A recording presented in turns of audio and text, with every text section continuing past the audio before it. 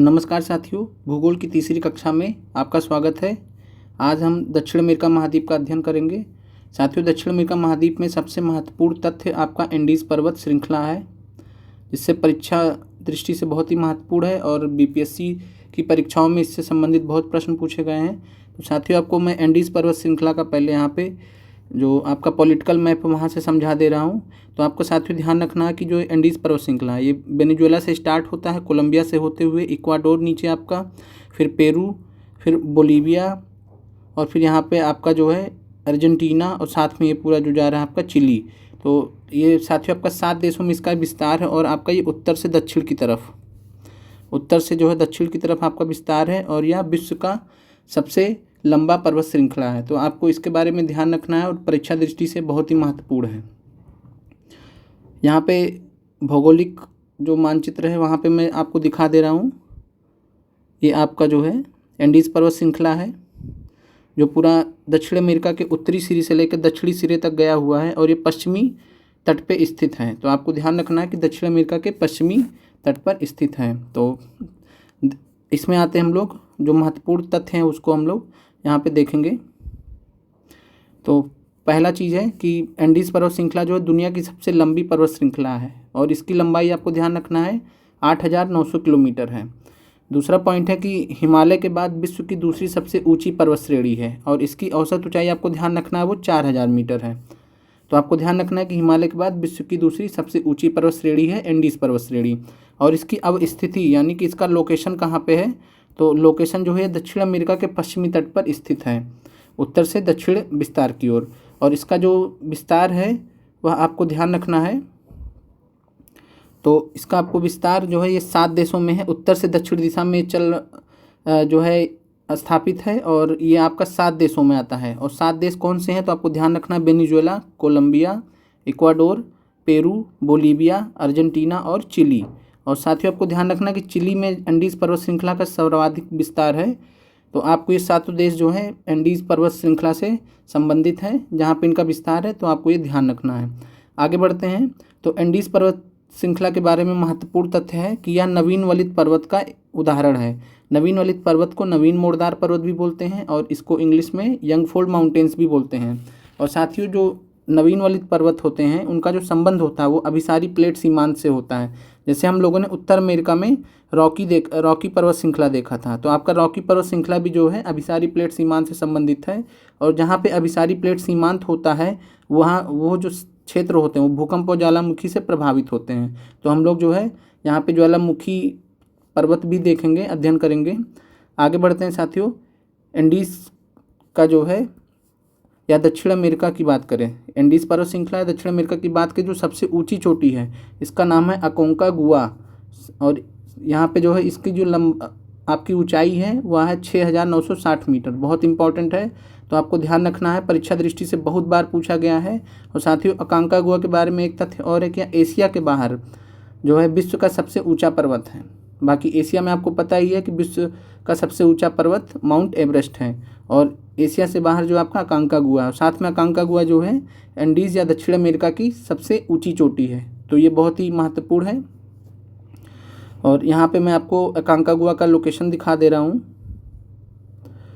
तो आप यहाँ पे देख पा रहे हैं कि ये आपका जो है जहाँ पे सैंटियागो है उसी के ऊपर यहाँ पे आपको अकोंकागुआ के बारे में बताया गया है और ये दक्षिण अमेरिका की सबसे ऊंची चोटी है। आगे बढ़ते हैं साथियों।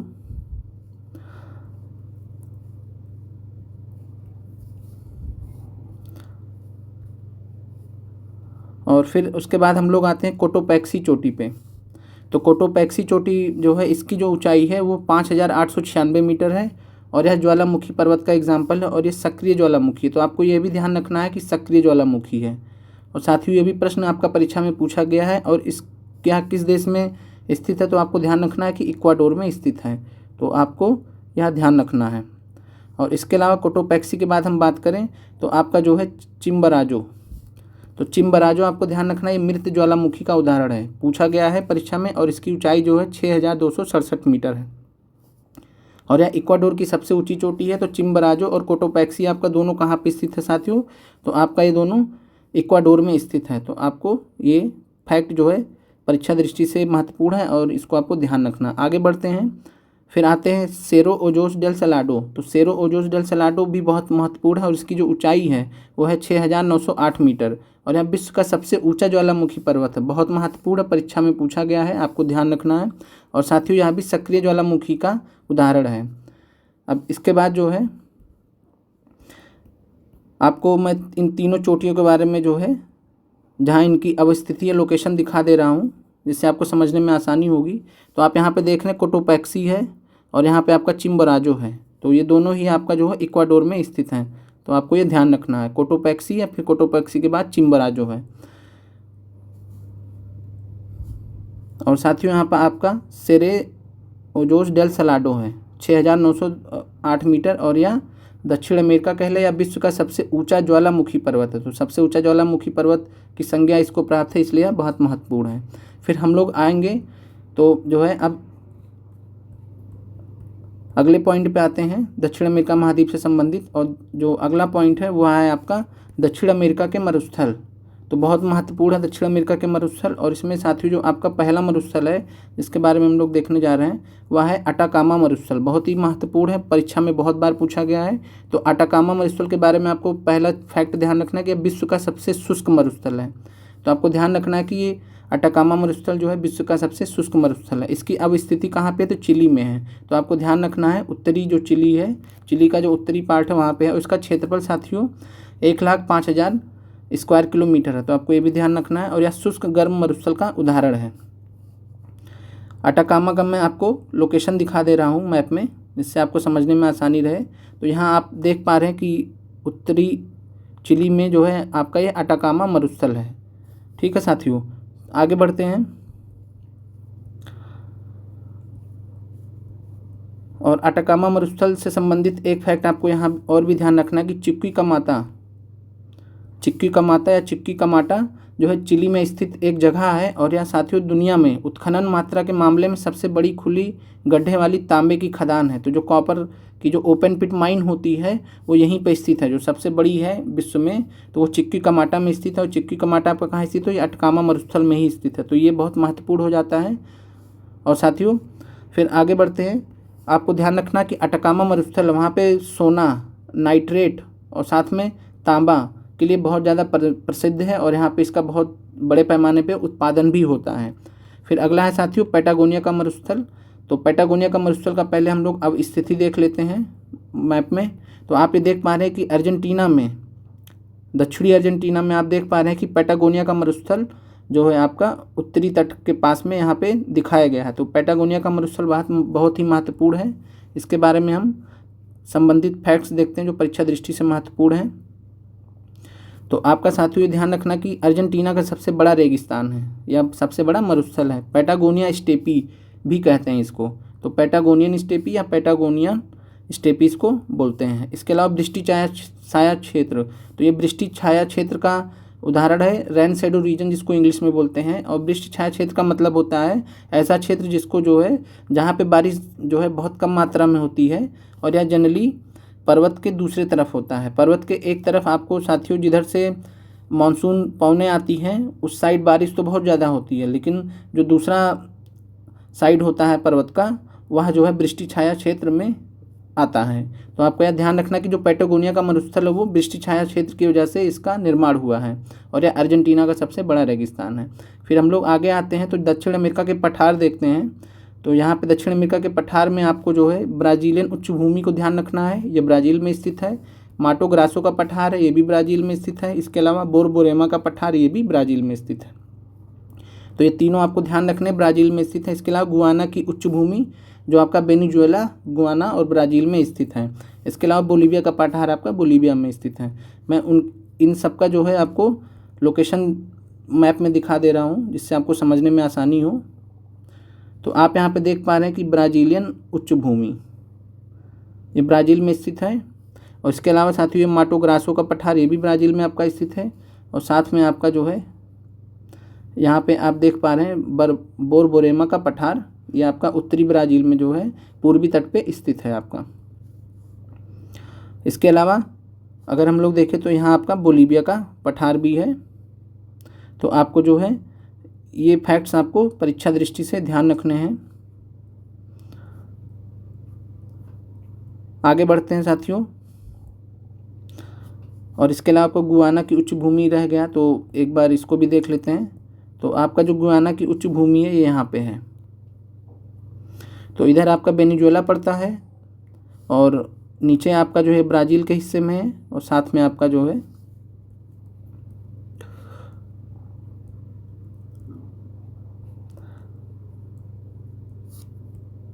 गुयाना भी हो गया। तो आपको 3 देशों में ध्यान रखना कि जो गुयाना की उच्च भूमि है उसका विस्तार वेनेजुएला, गुयाना और ब्राज़ील में स्थित है। फिर आगे बढ़ते हैं। तो दक्षिण अमेरिका में साथियों आपको 3 चीज़ें ध्यान रखनी है। पहला चीज़ है कि दक्षिण अमेरिका में लानोस जो है वो घास का मैदान है और ये बहुत महत्वपूर्ण है, परीक्षा में पूछा गया कई बार। ये उष्णकटिबंधीय घास का मैदान है। तो आपको साथियों ध्यान रखना है कि जो उष्णकटिबंधीय घास का मैदान है उसको दक्षिण अमेरिका में किस नाम से जाना जाता है, तो उसको लानोस नाम से जाना जाता है। तो ये दक्षिण अमेरिका में स्थित उष्णकटिबंधीय घास का मैदान है। इसके अलावा साथियों आपको ध्यान रखना है सेलवास के बारे में, बहुत महत्वपूर्ण है। तो अमेजन वर्षा वनों को सेलवास के नाम से जाना जाता है। तो अमेजन नदी है उसके आसपास के क्षेत्र में जितने भी वर्षा वन हैं उनको अमेजन वर्षा वन कहते हैं। और अमेजन वर्षा वन को जो है अगर आप देखेंगे तो ये विषुवतीय वर्षा वन के अंतर्गत आते हैं। विषुवतीय वर्षा वन का मतलब होता है कि ऐसे वन जो आपके इक्वेटर 0 डिग्री भूमध्य रेखा के जो है 10 डिग्री उत्तरी या 10 डिग्री दक्षिणी अक्षांश तक स्थित हों, ऐसे वनों को विषुवतीय वर्षा वन कहते हैं। तो आपको ये ध्यान रखना है कि 0 डिग्री से जो है 10 डिग्री नॉर्थ या साउथ हो सकते हैं। तो आपका जो है आपको सेलवास के बारे में ध्यान रखना कि ये अमेजन बेसिन में विषुवतीय वर्षा वन है और विषुवतीय वर्षा वन को जो है अमेजन वर्षा वन के नाम से भी जानते हैं। और इसको जो है साथियों सेलवास के नाम से वहाँ पे लोकली जाना जाता है, स्थानीय नाम इसका सेलवास है। तो आपको ये ध्यान रखना है। फिर आगे बढ़ते हैं। तो पंपास है। तो पंपास जो अर्जेंटीना में स्थित समशीतोष्ण घास का मैदान है, तो टेम्परेट ग्रासलैंड का उदाहरण है। और आपको साथियों ये भी परीक्षा में बहुत बार पूछा गया कि दक्षिण अमेरिका में समशीतोष्ण घास का मैदान कौन सा है। तो दक्षिण अमेरिका में समशीतोष्ण घास का मैदान आपका कौन सा है, तो पंपास है। इन तीनों की अब स्थिति मैं आपको दिखा दे रहा हूँ मानचित्र में, जिससे आपको समझने में आसानी रहेगी। तो साथियों आप लोग यहाँ पे देख पा रहे हैं कि लानोस यहाँ पे है और लानोस जो है आपका ये ओरिनोको नदी भी इस क्षेत्र से बहती है, बहते हुए जाती है। तो लानोस जो है आपका यहाँ पे हो गया। और उसके बाद फिर साथियों यहाँ पे आप देख पा रहे हैं कि सेलवास है। सेलवास जो है अमेजन वर्षा वन है जिनको विषुवतीय वर्षा वन के अंतर्गत आते हैं, बहुत महत्वपूर्ण है। और इसके अलावा साथियों आपका जो है पंपास आपको ध्यान रखना है। और साथियों जो समशीतोष्ण घास के मैदान होते हैं वो जनरली 30 डिग्री उत्तरी या 30 डिग्री दक्षिणी अक्षांश के बाद आते हैं। तो आपको यहाँ ध्यान रखना है कि 30 डिग्री से 45 डिग्री के बीच में आपके जो है ये समशीतोष्ण घास के मैदान आते हैं। तो आपको मैं यहाँ पे लिख भी दे रहा हूँ। तो जो समशीतोष्ण घास का मैदान होता है वह आपका जो है 30 डिग्री से 45 डिग्री नॉर्थ या साउथ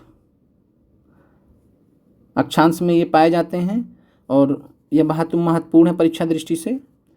फिर आगे बढ़ते हैं। फिर है दक्षिण अमेरिका की नदियाँ। तो दक्षिण अमेरिका की नदियों में जो है सबसे महत्वपूर्ण नदी आती है अमेजन नदी। और इससे बीपीएससी ट्री पीआरटी परीक्षा में प्रश्न पूछे गए थे। बीपीएससी ट्री पीआरटी परीक्षा में आपसे प्रश्न पूछे गए थे और जो प्रश्न आपका पूछा गया था वो अमेजन बेसिन से पूछा गया था कि वहाँ पे जो है कितने देश आते हैं। तो साथियों इस कक्षा में हम लोग जो है अमेजन नदी के बारे में जो है संपूर्ण अध्ययन करने जा रहे हैं। तो अमेजन नदी के बारे में हम लोग कुछ पहले महत्वपूर्ण फैक्ट देख लेते हैं। तो आपका ध्यान रखना है साथियों कि आयतन या वॉल्यूम के हिसाब से विश्व की सबसे बड़ी नदी है अमेजन नदी और लंबाई के हिसाब से जो है विश्व की दूसरी सबसे लंबी नदी है। और नील नदी आपको ध्यान रखना है कि जो है वो दुनिया की सबसे लंबी नदी है। दूसरे नंबर पे आपका अमेजन है, दूसरी सबसे लंबी नदी। और आयतन के हिसाब से विश्व की सबसे बड़ी नदी है अमेजन नदी।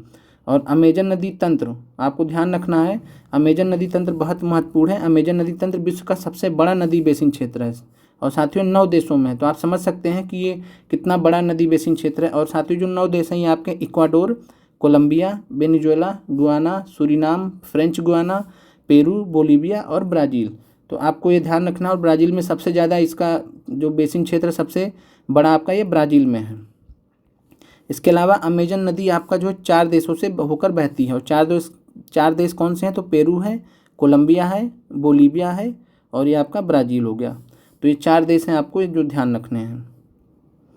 फिर है अमेजन का उद्गम स्थल। तो अमेजन का उद्गम स्थल आपको एंडीज पर्वत ध्यान रखना है। एंडीज पर्वत श्रृंखला के बारे में जो है हमने अध्ययन कर लिया है। और यहाँ पे साथियों रियो मोंटारो नाम की जगह है, या फिर जो है इसके अलावा अरेक्विपा भी आएगा, तो भी आपका आंसर जो है सही माना जाएगा। तो अमेजन का उद्गम स्थल चाहे रियो मोंटारो दिया रहे या अरेक्विपा क्षेत्र दिया रहे, वो एंडीज पर्वत ही में ही स्थित हैं दोनों क्षेत्र।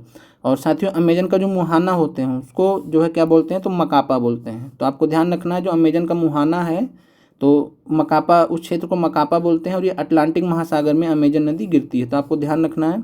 और अमेजन की जो प्रमुख सहायक नदियां हैं तो आपको ध्यान रखना है, अपूरीमैक नाम है एक का और दूसरे का नाम यूकाली है। और ये शुरुआती सहायक नदियां हैं जो बहुत महत्वपूर्ण हैं, अपूरीमैक और यूकाली। और इसके अलावा मेडीरा नदी है जो अमेजन नदी की सबसे बड़ी सहायक नदी, तो आपको ये भी ध्यान रखना है।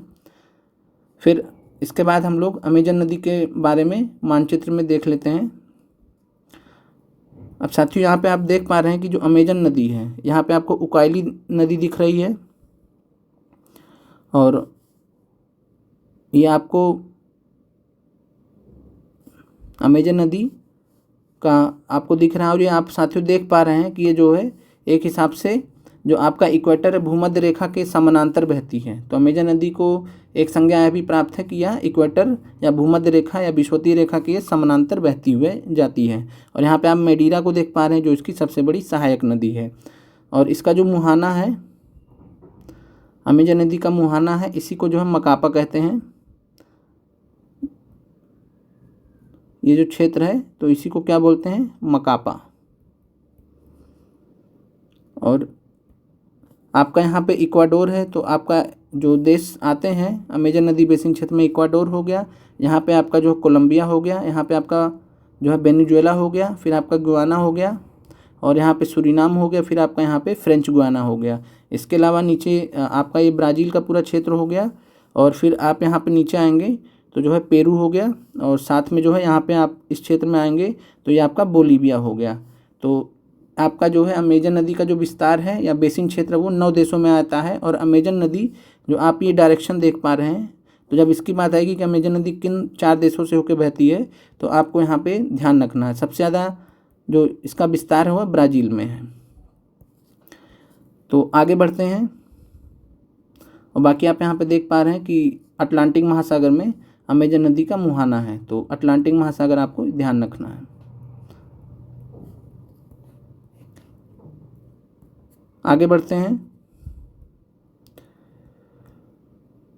फिर आते हैं ओरिनाको नदी पर। तो ओरिनाको नदी का लोकेशन मैंने आपको दिखाया था, तो ये आपका गुयाना उच्च भूमि से निकलती हुई जाती है, और ये साथियों लानोज जो क्षेत्र है आपका, लानोज जो उष्णकटिबंधीय घास का मैदान है उस क्षेत्र से बहते होकर जाती है। और इसकी साथियों सहायक नदी है कैरोनी, बहुत इंपॉर्टेंट है, और कैरोनी नदी पर साथियों एंजिल जलप्रपात स्थित है। और एंजिल जलप्रपात आपको ध्यान रखना है, एंजिल जलप्रपात आपका यह ओरिनोको की सहायक नदी कैरोनी पर स्थित है, और यह दुनिया का सबसे ऊंचा जलप्रपात है। इसकी जो ऊंचाई है वो 979 मीटर है, और यह दुनिया का सबसे ऊंचा जलप्रपात है। और साथियों यहाँ पे इतना ऊंचा जलप्रपात है कि पानी गिरने से पहले, ज़मीन पे पहुँचने से पहले भाप बन के वो वहाँ पे उड़ जाता है, तो आपको ध्यान रखना। फिर है पराग्वे पराना नदी तंत्र, बहुत महत्वपूर्ण है। तो पराग्वे पराना नदी तंत्र है, और इसका जो उद्गम स्थल है इस नदी का, तो वो आपका ब्राज़ीलियन उच्च भूमि है। और इसके अलावा साथियों इताइपू बांध जो है पराना नदी पर स्थित है, और इसका जो मुहाना है उसको रियो डी ला प्लाटा के नाम से जाना जाता है, और ये दक्षिण अटलांटिक सागर में गिरती है। तो आपको ध्यान रखना है कि पराग्वे पराना नदी तंत्र के बारे में। फिर आपका है साथियों जो रियो डी ला प्लाटा, वो है क्या? तो रियो डी ला प्लाटा आपका 30 किलोमीटर लंबा नदमुख है, जिसको एस्चुरी बोलते हैं इंग्लिश में, जो उरुग्वे और अर्जेंटीना के बीच स्थित है। तो जब साथियों नदी जब समुद्र के अंदर सेडिमेंट्स को डिपॉजिट करती है, जो भी लोड वगैरह सेडिमेंट लोड वगैरह कैरी करके ले जाती है अपने साथ में, बालू गाद मिट्टी वगैरह, तो जब वो समुद्र के अंदर इकट्ठा करती है तो उसको जो है नदमुख बोलते हैं, एस्चुरी बोलते हैं। और वही जब समुद्र से पहले नदी जब गार माटी वगैरह जो है आपका सेडिमेंट्स वगैरह डिपॉजिट करती है तो उसको डेल्टा बोलते हैं। लेकिन यहाँ पे रियो डी ला प्लाटा क्या है, नदमुख है, यानी कि समुद्र के अंदर में आपका यह बन रहा है। और यह 30 किलोमीटर लंबा नदमुख है जो उरुग्वे और अर्जेंटीना के बीच स्थित है। मैं इसका आपको लोकेशन दिखा दे रहा हूँ। तो आपका ये जो है उरुग्वे और पराना नदी ये हो गया, और आपका ये रियो डी ला प्लाटा हो गया, रियो डी ला प्लाटा क्षेत्र हो गया, ये उरुग्वे हो गया, ये पराना नदी हो गया यहाँ पे, और ये आपका जो है नदमुख क्षेत्र हो गया। यहाँ पे आपका ब्राज़ील है और नीचे आपका उरुग्वे हो गया। फिर आगे बढ़ते हैं। फिर ब्राज़ील की प्रमुख झीलें। तो ब्राज़ील की प्रमुख झीलें में जो है, और यहाँ पे जो है आपको ध्यान रखना कि जो रियो डी ला प्लाटा है वो उरुग्वे और अर्जेंटीना के बीच स्थित है, ब्राज़ील नहीं है, तो आपको ध्यान रखना है। और उसके बाद है फिर ब्राज़ील की प्रमुख झीलें, तो बहुत महत्वपूर्ण है टिटिकाका झील। तो टिटिकाका झील के बारे में आपको ध्यान रखना कि पेरू और बोलीविया की सीमा पर स्थित है। तो दो देशों के मध्य स्थित है, और देश कौन से हैं, पेरू और बोलीविया। और इसके साथ में आपको ध्यान रखना कि विश्व का सबसे ऊंचाई पर स्थित नौगम्य झील है। नौगम्य झील का मतलब यहाँ पे नाव वगैरह चल सकते हैं। और साथियों आपको यह बहुत ही इंपॉर्टेंट है परीक्षा दृष्टि से, टिटिकाका झील। इसके बाद है पूपो झील, ये आपका बोलीविया में स्थित है। इसके अलावा आपको बहुत महत्वपूर्ण है पाटोस लैगून, पाटोस लैगून या पाटोस झील। तो ये आपका दक्षिण अमेरिका का जो है सबसे बड़ा तटीय लैगून है। तो जो तटीय जो लैगून होते हैं वो सामान्यतः आपके तटीय प्रदेशों में ही पाए जाते हैं, और यह ब्राज़ील में स्थित जो है। और लैगून में साथियों आपको ध्यान रखना है कि यह मीठे पानी तथा खारे पानी दोनों का मिश्रण होता है। तो आपको ध्यान रखना है जो लैगून होते हैं वो मीठा पानी या खारा पानी का मिश्रण होता है। भारत में जो सबसे बड़ा लैगून है वो आपका चिल्का लैगून है। जो चिल्का झील है वो लैगून ही है। तो आपको जो है ये भारत का आपको यहाँ पे ध्यान रखना, सबसे बड़ा लैगून झील है। फिर आगे बढ़ते हैं। फिर अब विषुवत रेखा से गुजरने, जो विषुवत रेखा होती है आपकी जिसको 0 डिग्री अक्षांश बोलते हैं, वह आपको आपने मैप में भी देखा है कि आपका जो है ये दक्षिण अमेरिका महाद्वीप से होकर गुजरती है। और इसमें आपको ध्यान रखना कि इक्वाडोर, कोलंबिया और ब्राज़ील जो है विषुवत रेखा पे स्थित है, यानी विषुवत रेखा जो है इक्वाडोर, कोलंबिया और ब्राज़ील से होकर गुजरती है। तो आपको ये पॉइंट यहाँ पे परीक्षा दृष्टि से इंपॉर्टेंट है, ध्यान रखना है। और 0 डिग्री अक्षांश को जो है विषुवत रेखा या भूमध्य रेखा कहते हैं। और इक्वाडोर, कोलंबिया और ब्राज़ील, इक्वाडोर, कोलंबिया और ब्राज़ील, ECB से आप याद रख सकते हैं। तो ये आपका विषुवत रेखा पर स्थित है। तो साथियों आज की दक्षिण अमेरिका की क्लास खत्म होती है।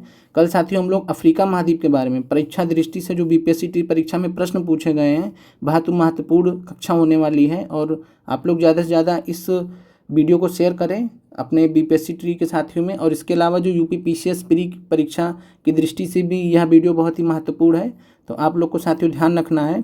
और परीक्षा दृष्टि से आपके जो प्रश्न आते हैं, वो जो जहाँ से प्रश्न पूछे जाते हैं परीक्षा दृष्टि से विश्व भूगोल से, वो मैं आपको इस पूरी कक्षा में आपको जो है करा दे रहा हूँ। और साथियों आपके लिए वीडियो बहुत महत्वपूर्ण है, तो आप इसको बहुत ध्यान से देख लीजिएगा। और बाकी आपको टेलीग्राम का लिंक दे दिया जा रहा है हर एक वीडियो में। आप कमेंट सेक्शन में जाके जो है टेलीग्राम का लिंक ओपन करके वहाँ से आप जो है वीडियो आप टेलीग्राम लिंक को ज्वाइन कर लीजिए। और वहाँ से आपको PDF फ्री में आपको दी जा रही है, जो आपको PDF है सारी PDF फ्री में दी जा रही है। बहुत अच्छे नोट्स हैं जिसमें। तो ठीक है साथियों, फिर अगले कक्षा में हम लोग मिलेंगे। तब तक के लिए आप लोग पढ़ते रहिए। जय हिंद साथियों।